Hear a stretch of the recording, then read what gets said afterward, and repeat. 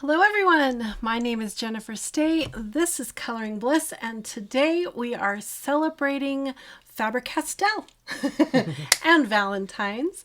And today I want to show you how I colored this little green leaf using two of the Faber-Castell products. I'm experimenting with a new process for me where we're combining Faber-Castell Polychromos and Faber-Castell Albrecht Durer pencils. That's an oil-based pencil and a watercolor pencil. We're combining them together to get a beautiful blend. It's a little bit simpler, a little less labor intensive on your hand, and you get a watercolor type effect. And we're just on regular cardstock paper. This could, I'm sure, work on watercolor paper and be applied to coloring pages, cards, fine art, because we're using fine art materials. You can use this in a lot of different ways. I'm really excited to show you the simple steps to make this happen. So we're going to do that together today. I've been really enjoying learning more about Faber-Castell products. We did a video last week where we put up side by side a whole bunch of Faber-Castell products to see if the colors really do match from line to line. If you missed that video, make sure you go watch it. It was awesome. So my plan is to finish purchasing a bunch of the Albrecht Durers so that I have all 36 pencils in my tritone sets. If you don't know about my tritones, you need to come on over to Coloring Bliss and check out our coloring workbooks where we show you our tritone sets.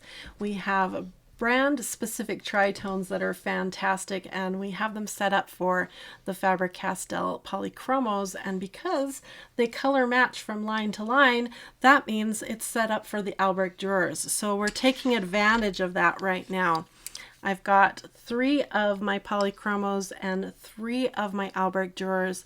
These are the tritones for the Polychromos in green. It's number 171, 112, and 165. That's the light, medium, and dark in green. And with these 6 pencils, we're going to create this leaf. And one of my pet peeves of color pencils is it's very labor intensive. You need to go slow, build up layers carefully, and it can wear out your hand pretty quick. And so what I was trying to figure out is if by combining these two, can you get a beautiful blend and, you know, deep dimension in the shadows and still reserve your highlight and get a beautiful colored effect and it be less labor intensive. So I've been teaching everybody over on Facebook. We do our first hour of this live event on Facebook. So if you missed that, I've already demonstrated it over there and I'm going to show it to all of you. So I'm so excited. We also have some free downloads for you so you can celebrate Valentine's with us. I'm going to show that to you here in just a minute. But I want to show you this first. So let's get the camera swapped down and I can show you right now. Here's those color numbers in case you want to color along if you've got the Polychromos and the Albrecht Durers. So step 1 is we're going to use our Polychromos to establish the shadows and highlights on our leaves. So I'm going to start with the darkest of the trio, and that's number 165 right here. And we're going to look at our leaves and decide where our light source is. I told everybody I'm trying to retrain my eye. I'm always a top right hand light source girl. So for today we're doing a top left hand light source. So I'm going to go around and first put in some veins into these leaves with my darkest Polychromos. Okay. So we've got some veins. We're really celebrating Valentine's around here. I've got a heart on my cheek, my ladybug ring, and Rose back there has her red bandana on. If she wakes up, I'll have her sit up so you can see her red bandana. She's not happy about it. She's not the kind of dog that likes to be dressed up. I think she tolerates her collar because she doesn't know any different. But she does not like being dressed up. All right, so we've got some veins. All right, now let's do some shadows. So I'm going to go around on each leaf and kind of think through where the shadow is. If you've ever wanted some extra help on light source and learning about all that. We did a really fun workshop with our Bliss partners that had a fun download. So you can come and check out our Bliss Partner program where we have really awesome workshops that you could join in on. So I'm just going to quickly go around on these cute little leaves and put some shadows. So a Polychromos pencil is petroleum based, so it's got oils and waxes and other fillers. I don't know exactly the ingredients. I don't know any pencil company that shares their exact ingredients. If you know of a source where we could learn the exact ingredients, that would be so fun. I'm sure it's a secret, their exact ingredients. If I was a pencil company, I would keep the ingredients of my pencils top secret. Wouldn't you, Steve? We've got Steve here to read your comments. Okay, a couple more leaves here.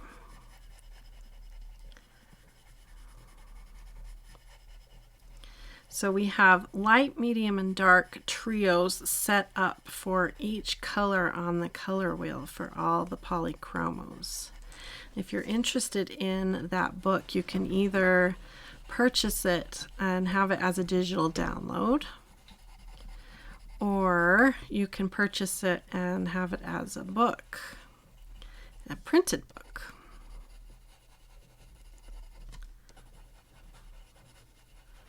Okay, that is good. It's kind of rough coloring, but it's good enough. Okay, now we're going to grab our light color, which is 171, and establish where the light is. So if the sun was shining, where would the brightest part of the leaf be? So I'm just going to do a little kiss of this bright green here, using the Polychromos again. Okay.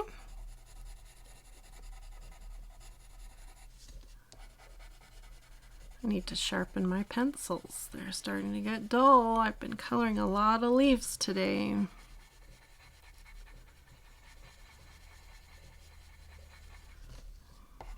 Maybe right here would be a good kiss of light. And right here. Okay, now the next step on our adventure here of combining two different tools is to bring up the Albrecht Durers. Okay, so we have the same three colors. These three colors right here. We'll start again with the darkest right here, and we're just going to go right over on top of what we've already established. So pretty much all the main coloring decisions have been made now, where the shadows and the highlights are. And now we're going to lay down the pigment so that when we activate it with water, there's pigment here to be activated. We're not on watercolor paper, so the painterly type effect we're going to get is minimal. If we were on watercolor paper, we could really do lots of watercolor type effects here. But this is just standard. This is a really good cardstock, but it's not going to act like watercolor paper. We can't expect it to. Rosie, are you waking up? Do you want to say hi to everybody? Do you want to say hi and show them your bandana? I was trying to see if she would show everybody her Valentine bandana. But she's... Do you want to show everybody? Okay. Now let's do the mid-tone. So we'll just lay some of the main green, that's number 112, right across and in the middle. We don't have to be super careful with our strokes here. What we do have to be careful about is not pushing hard onto the paper. We don't want to put any indentations into the paper. So this works really well with my original plan that I was telling you about, that I want this to be easy. I don't want my hand to be worn out. If I had a big coloring page that was covered in leaves and I had a whole bunch of leaves to do, I want this process I'm doing to be relatively fast and painless. That was my plan. Color pencil tends to be a very slow art process. Art medium. That's the right way to say that. If you're enjoying this, make sure you hit a thumbs up and comment about what you're enjoying. In a second, I'm going to show you how to do some fun watercolor splatters with the Albrecht Durer pencils.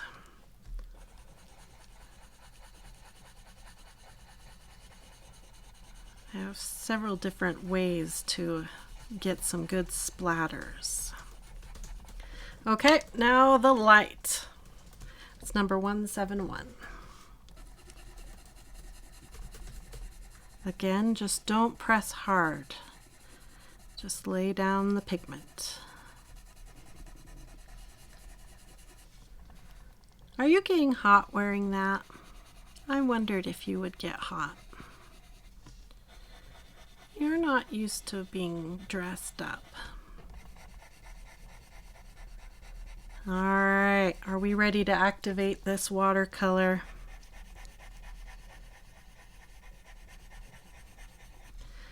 Okay, last time over on Facebook we used a watercolor brush, a water brush to activate it.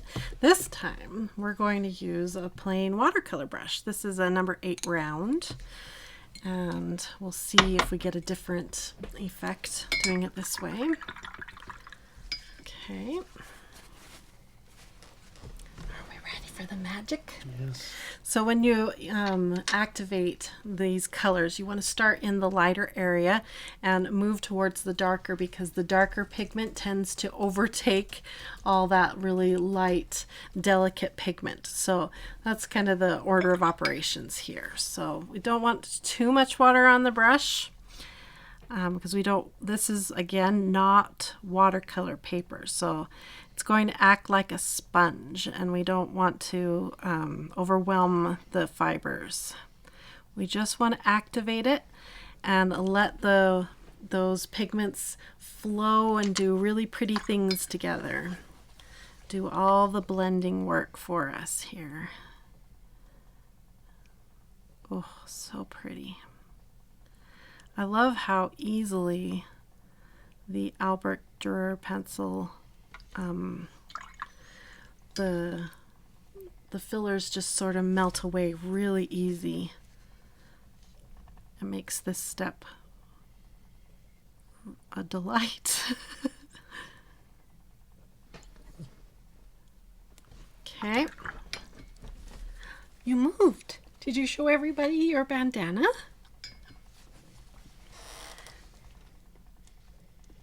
Okay, the light side first, move into the medium, and then the dark.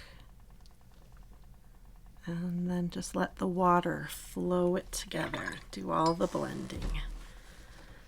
Okay, again, the light first, into the medium, and then into the dark. Okay, one more. Light first, medium, and then into the dark.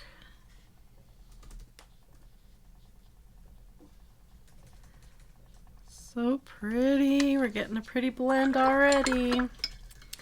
Okay. Now we could just stop here. We were discussing that over on Facebook. If you're not following me on Facebook, you need to. We were discussing that you could just stop right here if you wanted to. But we're going to take it up a notch on this row of leaves right here and show you the difference between if you stopped right now or if you did this final optional step, okay? So reach back again for your Polychromos pencils. That's what we need for this next step. We do want to make sure that this is dry before we do this though. So we're going to give it just a second to dry. While it's drying, let me tell you about a download that I have for you. A free download to celebrate Valentine's Day. I've got a couple things for you. If you come over to coloringbliss.com and become a free member, I have several free things there that are there and free all the time. But right now, to celebrate Valentine's Day, I've got this really fun page that is like a countdown to Valentine's Day, but you can do it anytime. You don't have to do one every single day on the way to Valentine's. Plus, these are really fun to cut out and give out as little Valentine's cards, or you could lay them out as little things for your kids to find. So this one is free right now for a limited time. After Valentine's, it will go back into our premium library. So if you'd like this one, come and get it. Also free for everybody for a limited time, I have a Valentine's mandala that I drew. This one right here. So come on over to Coloring Bliss to get this one. Now, if you like participating in a coloring challenge, or maybe you need to color something and give it away as a Valentine, you have someone special that you want to do a Valentine for, I've got some free Valentines for you to come and download. But these, we have a special way for you to come and get these ones. You need to come on over to Facebook and join our Coloring Face group. It is such an amazing community, and when you come and join that Facebook group, this download will be there for you. It's a 2-page PDF. The back looks like this. You have a place that you can write a little Valentine note, and we have a coloring challenge happening right now over there going along with these Valentines. So come and get these and download them and color them up for someone special and participate in that coloring challenge. So that's over on Facebook, and I believe Steve will put the link up for us real quick so that you can see that link to get that Facebook page group, and that's the group right there. So come and join us. Such a fun group and a really positive place to post your pictures or even ask your art questions like, do I really need the Albrecht Durer watercolor pencils, or is there another brand I should buy? That would be a good question for everybody. Is that the question they're asking right now? David just barely asked that question. Really? I told him to ask us again in a couple weeks, because we're going to do our... We are going to do a video called The Battle of the Watercolor Pencils. So, David, hang in there. We're bringing in a couple more brands, and I think I'm up to, let me count. I did, this is my Coloring Bliss Color Pencil Collection, what do you call it? When you go do inventory. So I'm up to 1, 2, 3, 4, 5, 6, 7, 8, 9, 10, 11, 12, 13, 14 different so far. Including what we ordered today? No. Oh, wow. This is just what's in our studio right now to do the battle of the watercolor pencils. Well, it's really going to be water soluble because ink tints isn't technically watercolor. We're just going to call them watercolor pencils. So that's coming, and we're going to do them side by side and see which ones break down the easiest in water. Once they do break down, do they hold their color? Do they have a good color selection? Are they available open stock? All these questions that we have. Are they wildly expensive and should be avoided at all costs? Are they wildly cheap and should be bought immediately? These are these questions that we have for them. Okay. Polly just donated. Oh, Polly, thank you. Your donation will be very helpful as we buy more watercolor pencils. She says, Happy Valentine's Day. Hope it is as special as you are. Oh, thank you, Polly. We sure appreciate your support. Oh, really appreciate it. Robin asked if you have a Copic colorless blender. I do. No, I don't. I lie. I don't. I have a colorless blender from Prismacolor and a colorless blender from the Blick Studio and a couple from like Ohuhu and stuff like that. But I don't have one from Copic. That's a problem. Yeah. So no, I don't. Okay, these have dried long enough. So these bottom three, I'm going to put a star. we're going to do the optional third step, the take it up a notch, the I want these leaves to look the best they can kind of step. So what we're going to do is bring up our darkest color, the number 165, and just amp up the shadows, and we're going to smooth out any blending and just make sure that these have a lot of contrast and depth in their color. So you come back to where you have your shadows, and you're just going to hit it with your Polychromos. Like I said earlier, the magic of a Polychromos pencil is their ability to layer, and they're just magical with their layering. So that's what we're going to do. Medium to heavy pressure at this point, because we really want that contrast. We really want the beauty of that deep color right there. So see the difference between that leaf and that leaf. Oh, wow. Yeah. Really does make a difference, doesn't it? Yeah. So watercolor, we love the way it blends. We love the painterly look of it. But I've always been like, oh, but I lost my really deep tone, that contrast. So I love coming back. You can do extra glazes and all of that, but the problem with watercolor on this kind of paper is that it just doesn't play well on this kind of paper. So if you're on this kind of paper in a coloring book or whatever you're trying to color, this is a good way to do it. Have you played with watercolor over marker yet? I did a little bit today, but not enough to give you my tips and tricks yet. Yeah. So I've got tips and tricks for this pairing, Polychromos with the Albrecht Durer, but I want to spend some time with the watercolor, with the Pitt pens, and really spend some time seeing the best way to put them together and play with them, and that the permanency of those markers paired with the watercolorness. Yeah. And what paper. And the lifting nature, how you can lift the watercolor. How can we play with that? I'm really excited to play around with this. This was just my first dip my toe into this world of the matching colors from line to line. It's really exciting. Now, Faber-Castell is not the only brand that has matching colors from line to line, but this is the first time we've actually, tested to see, do the colors really match? Okay, I grabbed the lightest color again, 171, and we're going to do the same idea. We deepened the shadow. Now we're going to brighten the highlight again. And you can bring that color down farther if you want to. If you're like, whoa, I'm loving that bright, I'm going to bring it down and do even more of that bright. If you want to do that, you can. Angel's one asked, how do I get ink? How do I get the ink off my Prismacolor colorless blender? It depends on the kind of ink. The best way to clean the tips of your colorless blender is in colorless blender solution. We did a video 3 weeks ago called Caring for My Copic Markers, I think it was called. Oh, yeah.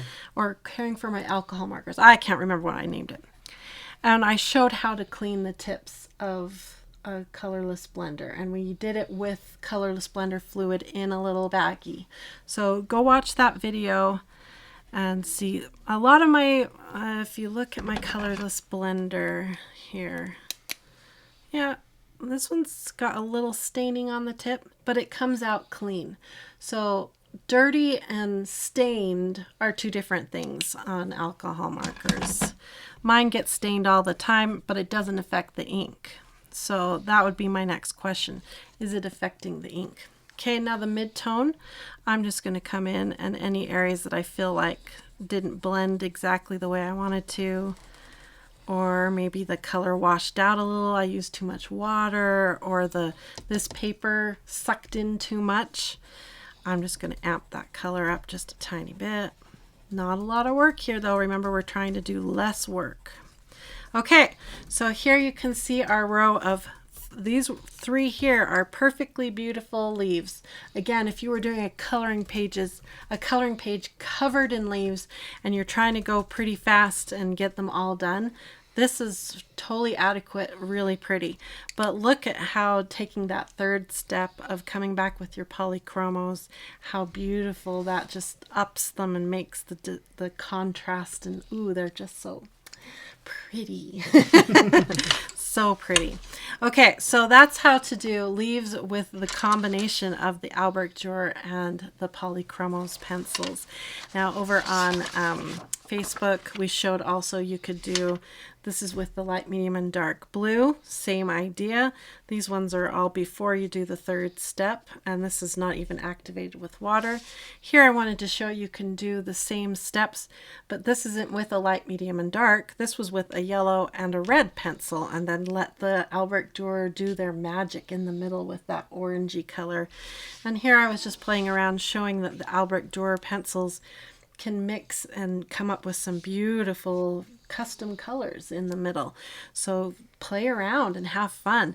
But again, the power that we're talking about today is that for every Albrecht Durer pencil, there is a little brother or a little sister Polychromos pencil waiting for you to grab it and use it to add a little extra contrast or establish that shadow extra deep with that Polychromos pencil, and then come in with that Albrecht Durer beautiful blend to save your hand. Save your hand. Maybe that should be a t-shirt. Save the hand. Yes. So that's what I wanted to demonstrate really quick with the two. And now I want to show you how to do some fun splattering. Are we ready to get some splatter on? Let's get some splatter on. Let's bring this one back. So I have a couple cards here with pre-splatters, and I wanted to show you, look at the difference of the splatters I was getting. Here's splatter method 1, I'm going to show you. Splatter method 2 has like, some are really light. This is all with the same pencil, mind you. And then splatter method 3, all the same colored but different sized splatters. So intriguing. And then this was with the Albrecht Durer marker. I was trying to see what kind of splatters we could get with the marker. I don't know if I'll have time to show that, but I am going to show you these 3 splatters right now. So let's do that on here. So splatter method number 1, you need an Albrecht Durer pencil. Let's grab a different color. I'm feeling like we've had enough green. Let's go in here and get something different. How about this one way out here? Okay. I grabbed this one, which is middle purple pink, number 125. All right, let's get our splatter on.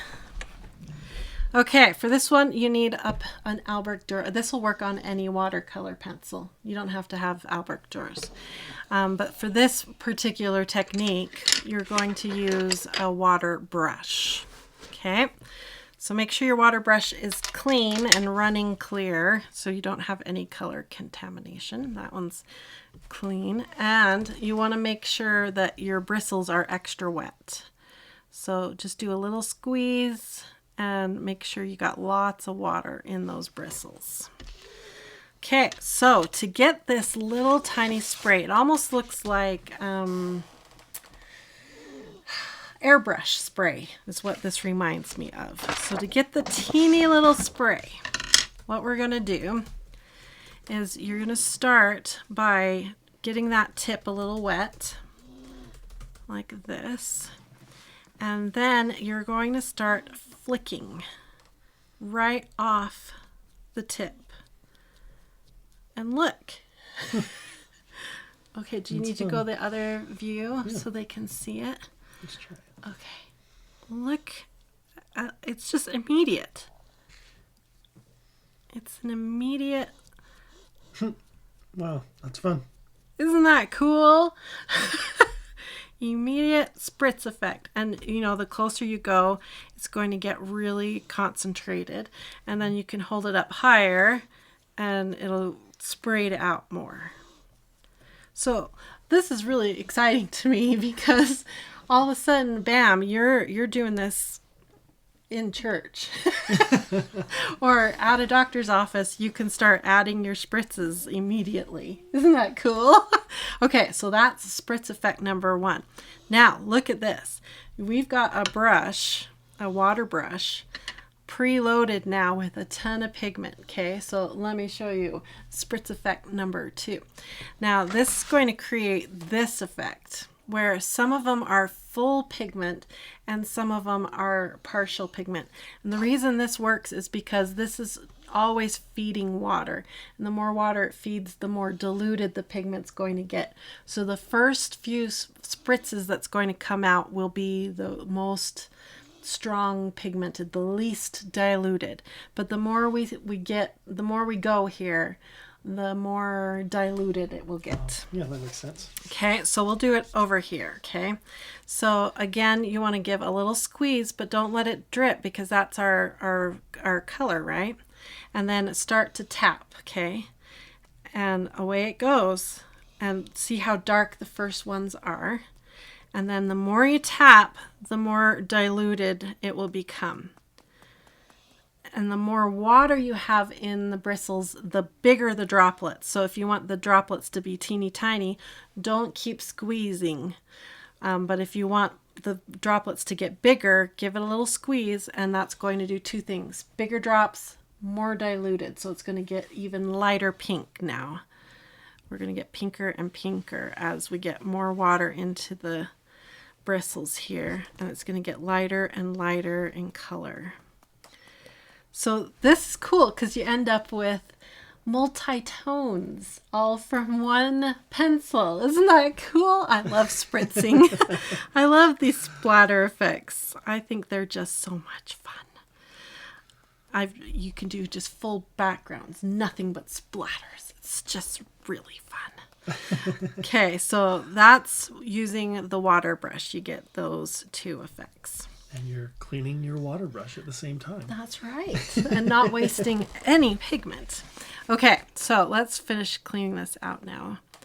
It's going to take a lot of water to get all that pigment out of there.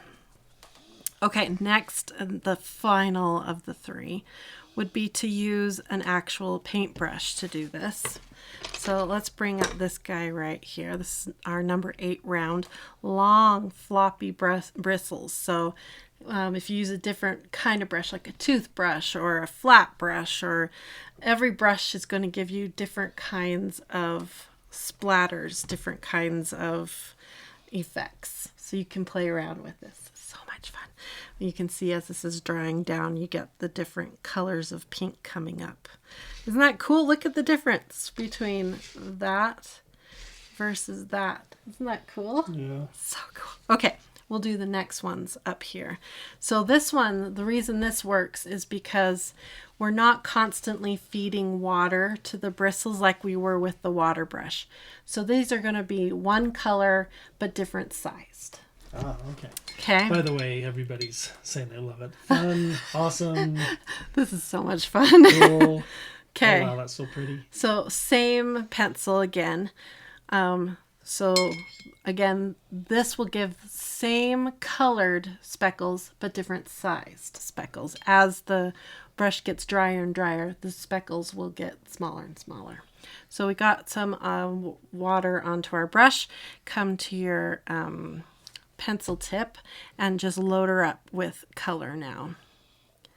This is pretty common knowledge that this is a way to get pigment onto your brush. If you don't want to color with it, you can pick up color into your brush and then paint with it. Instead of painting, we're going to speckle. So you can get as much or as little you want on your brush. We're going to get quite a bit because, you know, why not? Okay, here we go. So let's see. We'll do it. We'll try to kind of do it up here. I'm going to block some things because the speckles tend to get messy. I guess that's the one problem with doing this in church. Yeah. I might end up with speckles all over my nice church clothes. Okay, here we go. So now we're just tapping. I'll show you. Just tapping. And you get the speckles. So again, they stay the same color because we're not continually feeding water. And they just will change size. So this is where you play with different sized brushes, longer, thinner, flat brush, toothbrush. All of them will do different kinds of brushes. You can flick it with your finger if you want to, or if you want to stay clean, you do this kind of tapping method and you get totally different speckles. So there's 3 different types of speckles, 1 pencil, but you do need 2 different brushes. Isn't that cool? It makes me so happy. This works really good with metallic paints too, by the way. Like the Kuritakis or the Paul Rubens. Oh, yeah. Works so good. Adds this really fun spray of bling onto your Valentine cards that you're going to be coloring. This works so good. Okay, so those are your main speckles that I wanted to teach you. 3 different. Carolyn just donated. Carolyn, thank you so much for supporting our channel. She likes my speckles. Be a fun way to put freckles on a creature or something. Huh? Okay, so we cleaned out our brush.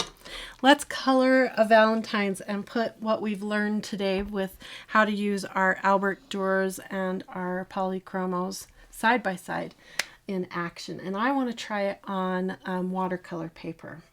I don't know if you know, but here at Coloring Bliss, you can order coloring books printed on watercolor paper. Amazing. That's a game changer. If you love coloring with water-based products, Tombows, Crayola Super Tips, Derwent ink tints, anything that you have water involved in, you need to try coloring on watercolor paper. You're going to go from feeling frustrated with streaks and paper that pills up to magic. It's like magic. So I had Steve print the cards on 2 kinds of paper. I had him print them on color pencil paper and on watercolor paper, depending on what I felt like doing. But I'm feeling watercolor paper. So It's be interesting to see how the 2 combine together. Yeah, on the watercolor paper. So Polychromos with Albrecht Durers on watercolor paper. Right. We've Cool. done it on I'm excited to see cardstock. this. Now let's see what it does on watercolor paper. So let's see, which one should we play with? Let's come up here. Let's play on this one. Or should we do it on this one? Steve's like, pick a different one. Which one do you want me to do, Steve? You pick. Yeah, I think you should do that one down there. Okay, the little birds. Okay, let's grab some. First, we got to pick which Albrecht Durers I want to use, and then we'll get their friends. Like I said, we don't have all 36 Albrecht Durers yet. They're on their way from Blick right now, hopefully. Well, I doubt they did it right this minute, but you know, the workers have to go home at night, you know. Okay, the little birds. What color should we do? I need to pick a color that's going to stand out on screen. I only have 2 of the blue greens.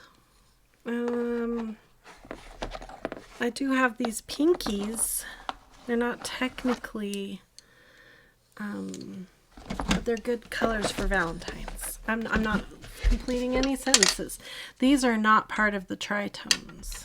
It's okay. You still have the matches in the Polychromos. I Right? do. Okay, let's find them. We need 129 and 133. Where are you? 129 and this one? 133. That was easy. Thank you, Faber-Castell. Well, I guess we could bring up this one too. 125. Okay. 125. See how great that is? That they can find that fast. That's just fantastic. All right, we've got some. Let's color up these cute little birds. They got a little splattered on them. Shh, don't tell. Okay, here we go. So we'll practice what we just learned. We'll start with our darkest with the Polychromos.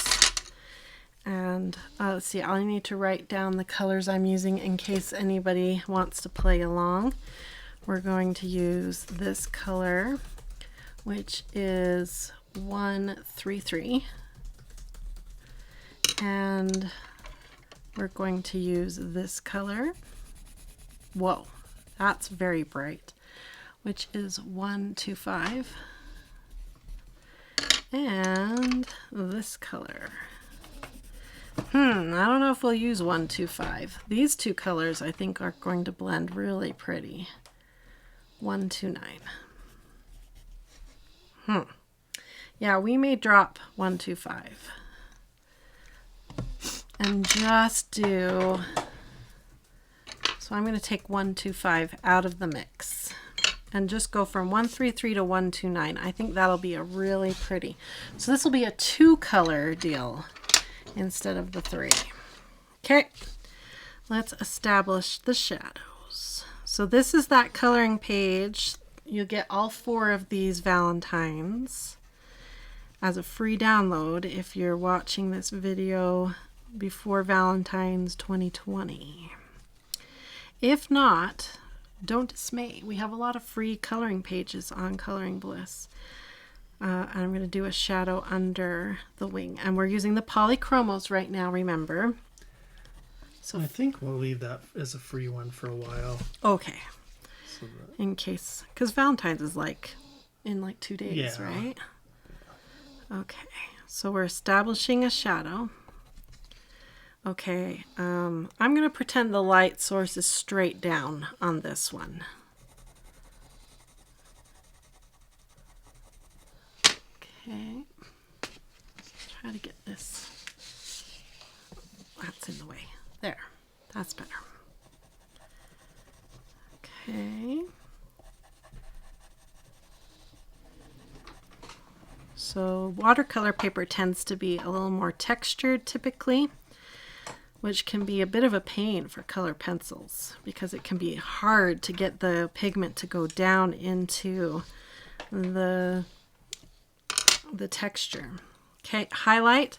Again, light source coming straight down, so the brightest part on these birds will be up on their head. Up on these little love birds.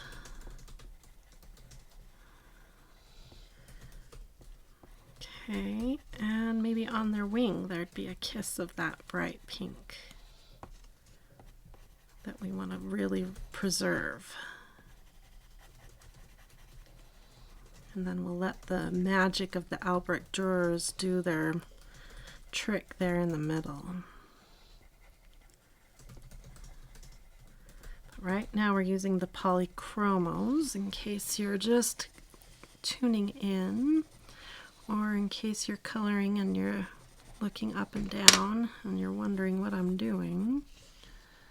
This is all Polychromos at this point. That's step 1, is to sort of establish all your highlights and all your shadows. A little bit more down their back. Just little lovebirds. Okay, now we'll bring up the Albrecht Durers. Same 2 colors. And I put that block away that had the color names in case you were interested. Dee loves your red lock of hair.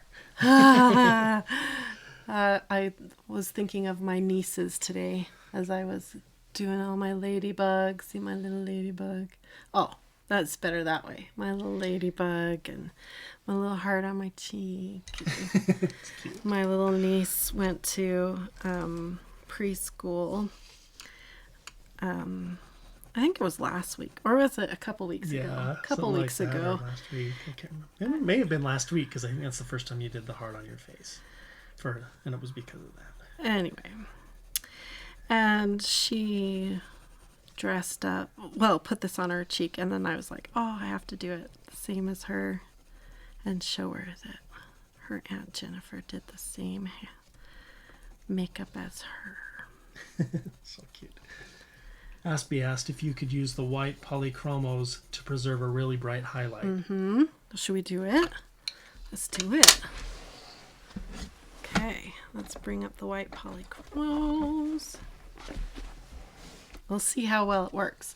Now remember, the Albrecht Durer has pigments and everything, and it may go on top and sort of tint this. So whether this is going to be enough of a resist we'll find out. Now, you can lift the Albrecht Durers because they're true watercolor.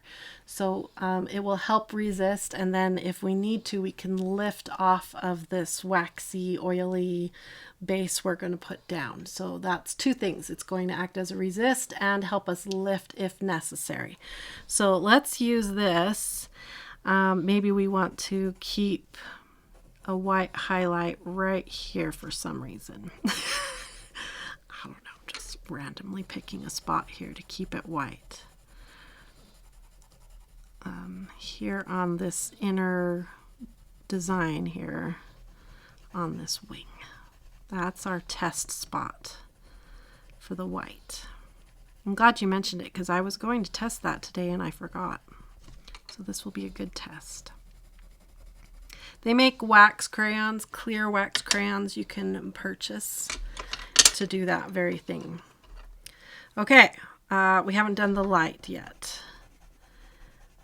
I'm going to bring this light down here like this into here so we can get some good blending, and we'll avoid where we have that white.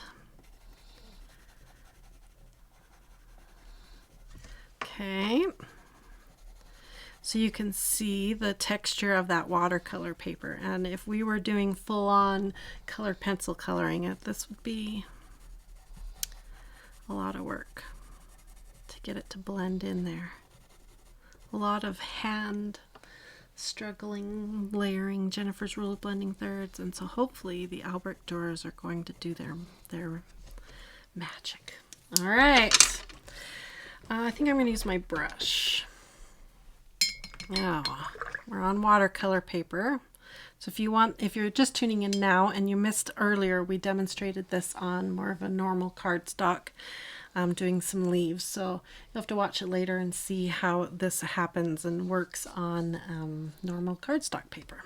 Okay, make sure we're not too wet, and you want to activate the lighter colors first and then move into the darker, because the darker, I feel like I didn't get very much dark on this side, or any. I feel like I didn't do any over here. The darker pigments tend to overtake these really delicate light pigments. So that's why you activate the light first and then move down into the dark. And we'll see how this acts. If the dark is really strong, I'll show you how to back it off, lift it off, and work with it. Okay, looks pretty that way, just in and of itself. Here we go. Light first. I know for a fact that this number 129 is a very, what's the word? Oh wow, that just like dissolved. And like a firework almost. Now we're on watercolor paper. Okay, oh, look at it. It's just going. So what you do is you dry off your brush, and then now your brush is like a sponge, and it will soak it up, pull it back. Okay. Wow, look at that. So that was exactly what I told you might happen. That really delicate light pigment just got overtaken. So we're going to have to tread really carefully here. We ready? Here we go again. Hopefully we can make this work a little bit better. This is a really delicate pigment, almost too delicate for what we're doing here. Okay, here it goes again. We'll activate it down here. Try to help it stay down here. But the second those two puddles of water touch, okay, control. Wow, look how vibrant that is. Okay, there it goes. We want some of this interaction because that's that beautiful watercolor effect, right? That beautiful blending that they do. But we want it in a controlled manner. We want that gradient. I would rather have overpowering pigment than, like this one's almost disappointing, right? This light one is almost disappointing, but the dark one is making up for it. Okay. And how's our resist doing? It's not having to resist much. It's resisting that really wimpy pigment.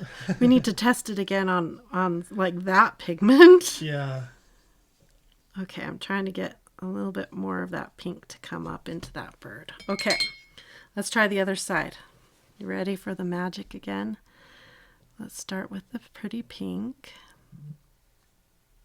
Oh, careful. Okay, here we go. I'm just going to let it do its thing this time on this one.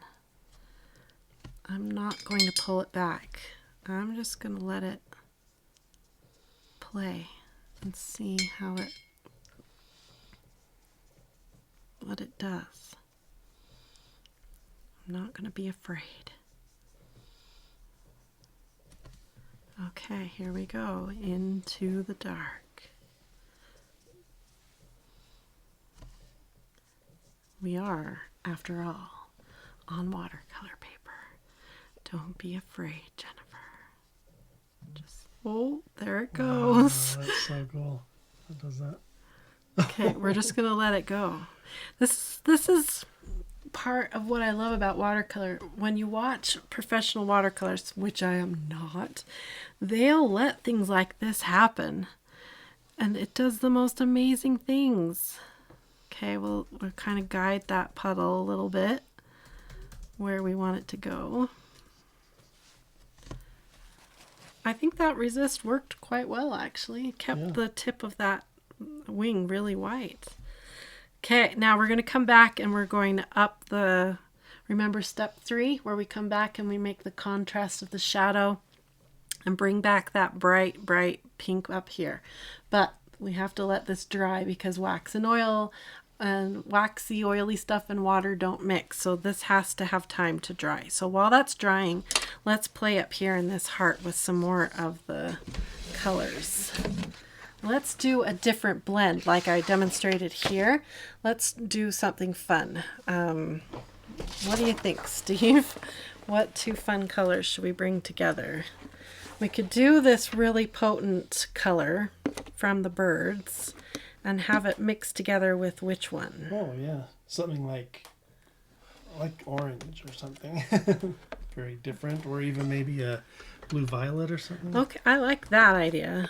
Because they sort of will come together happily, where these ones, they might make a weird muddy color, you know, a brown, a neutral. So let's do that. Let's do these 2. So we've got our new color, in case you're interested. Steve picked this one. This is 140. Okay, so we didn't use 125. So far, just these 2, and now him. Okay, so let's do light pressure. Polly mentioned using the heat tool to dry it. Yeah, we may have to because Jill loves how that pigment moves on that paper. it's fun. Jennifer says they're fabulous. I'm loving watching you, Jennifer. Thank you. I like your name, Jennifer. Okay, so remember, don't push hard, because if you do, especially on a really textured paper like a watercolor paper, as you're doing this, it will lay down. If you push hard, it's going to cause little textures in your paper that the pigments will pool in, and you won't like that effect unless you're doing it on purpose. Okay, now let's bring in this color, which is called what? Light ultramarine up here. And then they can blend in the middle.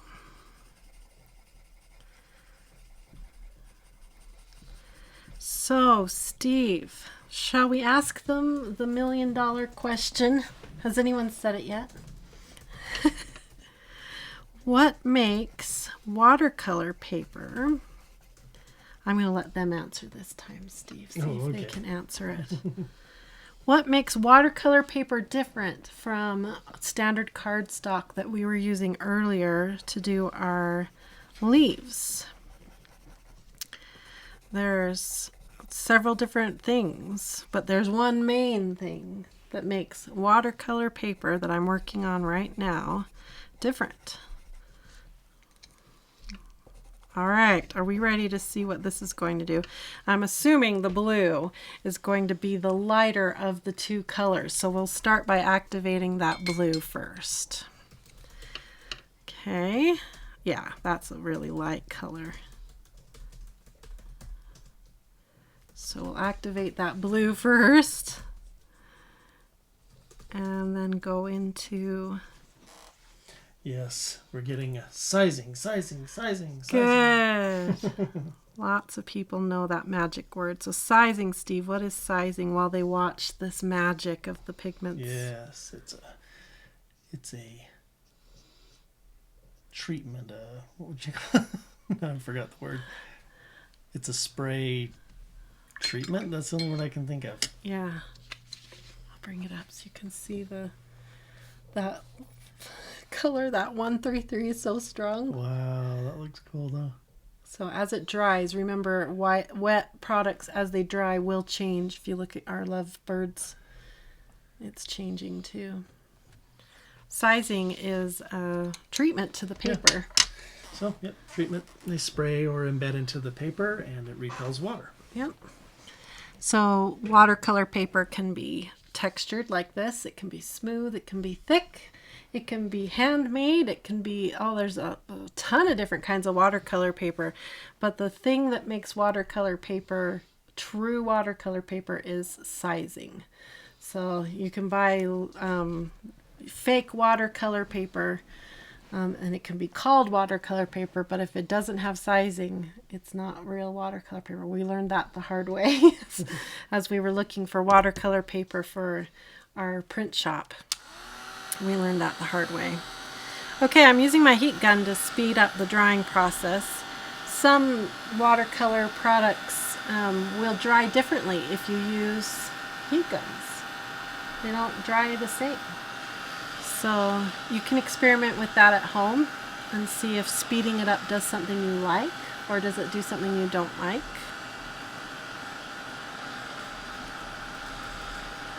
Okay, oh, look at how pretty that heart is changing. Look at it change. Look at the heart. As it's drying, the overlap between the two colors is standing out more now. Oh. I am so excited for when we get the rest of our Albrecht Durer pencils. And we have all 36. Yeah. Okay, so we're going to come back now. Remember the next step on our birds. We could leave our birds this way if we wanted to, but the final step. What's that saying? The piece de resistance? Yes. I don't know how to say that. Is you come back again now with your polychromos. And we're going to just up that contrast. And get those shadows really nice and strong. And the highlights really nice and bright.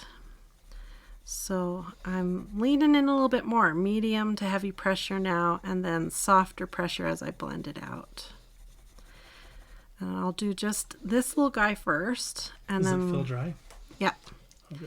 And then when it's not dry, it just sort of skates on the top because it's oil and water. They don't like to go together. So we'll just do him. And then we'll compare this little guy to this little guy so you can see the difference when you take the time to do this last step. Okay, now we've got our bright pencil, the number 129. I'm going to do the same thing up here where the light would be hitting our little lovebird. And just upping the contrast, giving it a little extra love to our lovebird. Their little white eyes are kind of freaky. We need to color them. I don't like it when the eyes stay white. They always look better once you've colored their eyes in. Okay. All right. So here is one lovebird with a little extra oomph. And one lovebird without it. Totally fine, but So much better. Yeah, this gives you a little more color. Yeah. So we'll just give a little love to this. Jillian's wondering if you can do the highlights and shadows with a sharp watercolor pencil while the bird is still wet. You can. What will happen, and you need to try it because it's really cool, the tip of the pencil will just sort of start to melt into that wet. And it works better on watercolor paper than it does on cardstock, because the cardstock, if the cardstock is a little bit wet and you come in with a watercolor pencil, think of this tip. It's really hard, and you come at that cardstock that's a little wet, right? And so the fibers of that wet cardstock have swollen, and you start to rub on it with this hard tip. This will start to melt and soften, which is good. But then the fibers and the tip, and it starts to like mush. I've tried this, can you tell? It starts to mush, and the fibers start to pill up, and they go really dark, especially if you're using the dark color. And it kind of goes to this muddy, mushy thing. So practice on a spare piece of paper. See how to do it. There's like a sweet spot as the cardstock is starting to dry where you can do it and it doesn't go to mush. But if your cardstock is too wet and you come at it with this hard tip, it'll just go to this mucky mush. So be careful, tread lightly. Now, if you do that same thing you're talking about on watercolor paper, you've got that sizing helping you. The sizing is a treatment on the paper that is a protection, a barrier between you and those fibers.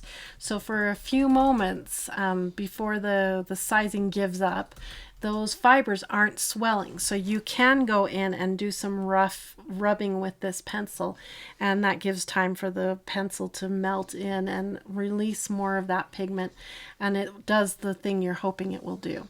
So yeah, try it. Danny's wondering what about if you were to do the third step with the watercolor pencils after it's dry? Yeah, you can do that too.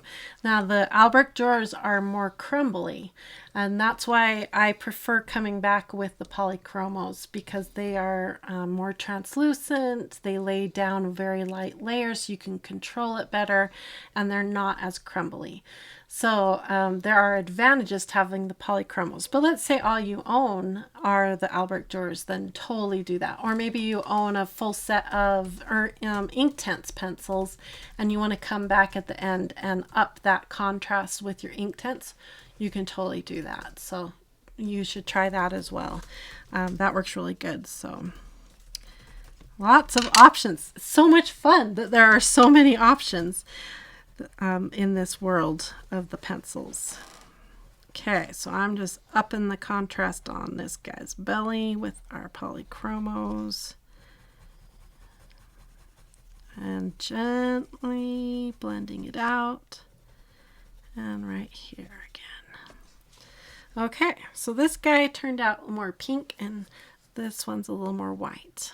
So I kind of like it that they have their own little personalities. It's because I was more cautious here, here I let the colors flow. Is it too late now to lift, like if you wanted to get rid of that dark splotch on his shoulder?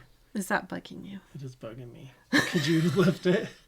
You can, yeah. Because these are not, if this was Inktense, technically it's more permanent. Oh, that's right. Yeah. Now, this is watercolor, so technically we should be able to lift it. Plus, we are on watercolor paper, not the cardstock, which acts like a sponge. On cardstock, watercolor paper can be lifted to an extent, but because the fibers are sponge-like and are going to suck in and almost forever hold it inside their fibers, you can't really lift. But we're on watercolor paper, which means that sizing, again, has created a barrier between the fibers and the pigment's more on top. Now, not all colors lift equally. Some colors lift better than others. And when you swatch, like we have swatch books you can print on watercolor paper. That's one of the things that professional watercolorists test is the liftability of all their colors. Because some colors lift like a dream. They'll lift 100% and go to white.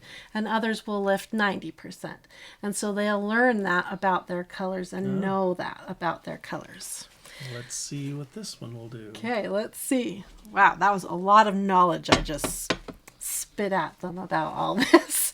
Okay, so you got to have a clean spot. Obviously, if we try to lift with that spot, that's silly. So let's find a nice clean spot. And you need kind of a lot of water because this is dry. So we're going to have to wake it back up and then lift it. Now, the other problem is it's a tiny little spot Steve is asking me to lift. So this could go really bad, but we'll see. We are learning together here, so we'll see what this does. I could use a Q-tip, like a cotton swab. I could use something else other than this for more accuracy, just so you know. But we're just going to go in here and do it. So here we go, Steve. Okay, let's As see. per your request, we're going to attempt to lift. So we got to set it on there and imagine now the water going down, waking up the pigment. So it's not going to be an immediate thing. It's got to go down, soak into the pigment, wake it up, and then we can attempt to lift. Okay, so imagine that, and you can move it a bit too to help lift it off, right? Okay, so I'm going to move it ever so slightly and then lift. Look at that. It did it really well.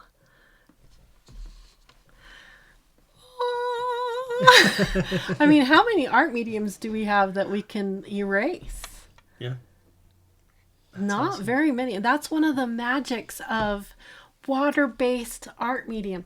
This is why I get excited and tell you guys you need to order your coloring books on watercolor paper. I mean, I know it's very self-serving because I'm selling you my books on watercolor. I know I'm being self-serving. But when you try, like, even your cheap Crayola Super Tips on watercolor paper, it's like a new world. Now, I know I have some people here that are watching right now that have bought some of our books on watercolor paper. And I know that they will type in right now and tell you how amazing it is to color on watercolor paper. It will change your world. You'll go from being mad and frustrated at your Tombos to loving them again. Especially if you bought Tombos or watercolor brush Yeah, pens. if you've invested in a product like, you know, maybe you bought the watercolor brush pens or the Tombos, or you have your Crayola Super Tips that you love. I know I keep mentioning them because they are inexpensive and they are awesome, but they streak like no other, and you want them to blend beautifully. You have images of how you can do this beautiful coloring, and they just don't, and it's really frustrating. But on watercolor paper, everything changes. Yeah, Jill loves it. Carolyn says loves the watercolor swatch book. Yeah.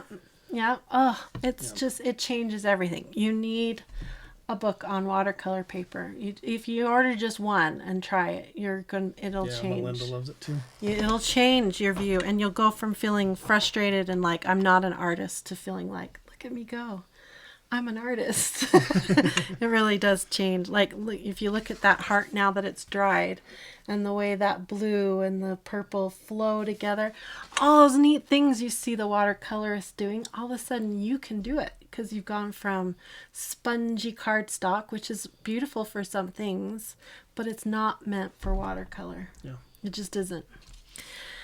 Have I convinced you? Kika asked, do we sell just the watercolor paper? Yes, we do. Yeah. Steve, tell them about it. Hey, we haven't put you on camera. Oh my goodness. Are you ready? Sure. Okay. Tell them how they can get it. You can get them, like, we have like pre-configured books like this one. Right. That you can choose watercolor paper to have it printed on. Right. Or what we've done is we've taken our watercolor and we'll sell it. We have it cut down into the 8.5 by 11 size, so you can put it through a printer. Yeah. And they can buy packs of 50, I think, is what I did it in. And then I have because it is a little bit pricey, but it's this one. Oh, you can't see it. Yeah. This one is their tritone books. Those we automatically print on watercolor. Yeah. So like the tritones, the light, medium, and dark of every color that I keep talking about with the Faber-Castell. That's this one. It's kind of, this camera's weird, but yeah. That's the Tombos in the light, mediums, and darks, all pre-set up, all printed on watercolor paper. So you're going to have the watercolor paper experience, the tritones, and then the color schemes all pre-set up. And then you could like order a coloring book on watercolor paper, and then you'll have all the color schemes all pre-set up for your Tombos, and then away you go, you're coloring and on the watercolor paper. I get excited about this because it goes from feeling frustrated and upset, and you've invested all this money in these expensive, beautiful tools, and they're not doing what you want to do, to all of a sudden now you're in control and you're feeling like a professional. It's really exciting. Yeah.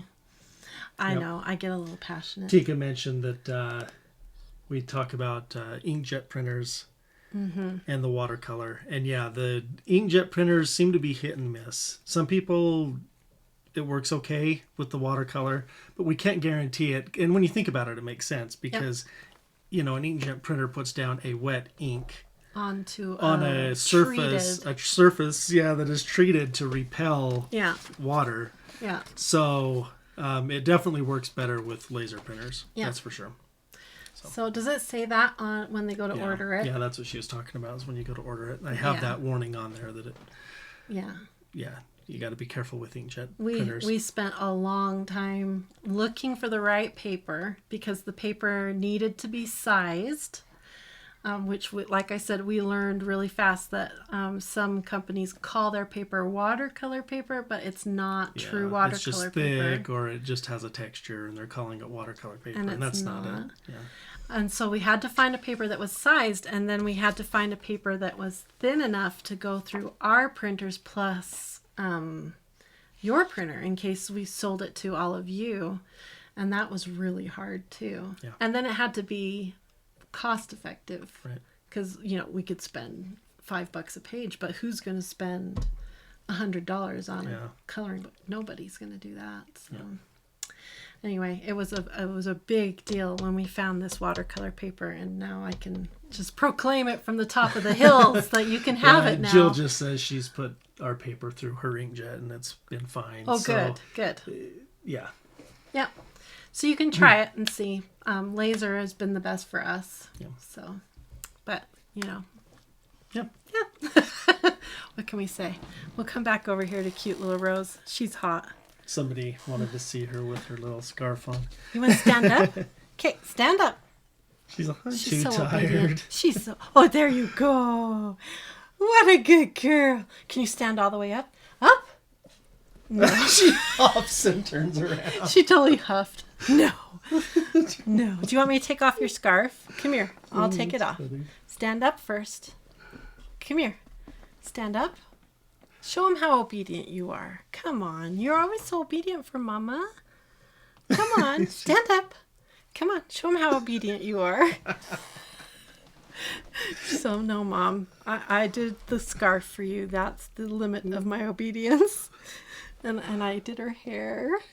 But she needs her eyes cleaned. She probably hasn't forgiven you for that. Yeah, she needs her eyes cleaned. Jill asked if when you're done if you could post it on Instagram.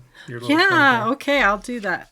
I didn't get too far, but we did demonstrate. I want to do some splatters on it. But hopefully I've inspired you and shown you just the tip of my thinking of how we can work with the Faber-Castell products side by side with their colors. And like I said, we've got the Albrecht Durers coming, so soon hopefully I'll have all 36 of the main tritones, and then I can my full vision of coloring with the Polychromos and the Albrecht Durers side by side will come to pass. and we can color with them all side by side. I'm really excited about that, and I can show you that now you don't necessarily have to buy a full set. My full set syndrome is still there. Like I want the entire set of Albrecht Durers, but honestly, we all can't afford all the sets. So I'm hoping that this will show that you can buy just some of them and move forward and start coloring and be able to do pretty much anything you want with a smaller set of these tools. So maybe it will full set syndrome half satisfied. That's what I'm hoping for. You're at least you'll have tritone syndrome satisfied. Yeah, that's right. So I'm going to have Steve print off a book like this for me on watercolor paper for the Albrecht Durers. That's kind of my plan. It'll just say Polychromos on it for now until we update it to say Albrecht Durers. And then I can look at them and see all the Albrecht Durers colored out, and I'm really excited. I have a lot of these to color out. I think this is the next book I'm going to work in, is coloring out the tombos, and but I want to do the ink tents too, and I know the blicks. And the blicks. I have all the blicks all sorted now, so I've got all my tritones. Arteza coming soon. Yeah. Shh. Well, actually, did they know that already? I don't know. Maybe. Shh. Anyway, I want to say an extra special thanks to all of you who donated to our channel. Remember to hit a thumbs up if you enjoyed this video and you like this kind of content. Remember to hit that subscribe button and the little bell button, because we are going to have the battle of the watercolor pencils. They are not all created equally. I have had some really bad watercolor pencils and some really good ones too. So we're going to put them all to the test and talk about what makes one better. Why are some like $4 or $5 a pencil and others are really, really cheap? Why is that so? Do you need to spend a lot of money? Can you get away with just a few? That's the kind of questions we're going to answer in the battle of the watercolor pencils. So make sure you're subscribed and you have that little bell nut thing. You know what I'm talking about. You watch YouTube. You know what I mean. So thanks for watching. I hope you have a happy Valentine's Day. Don't forget to get all those free downloads over at coloringbliss.com and over at our Facebook group. And I hope you have a wonderful, colorful, blissful day. Bye-bye, everyone.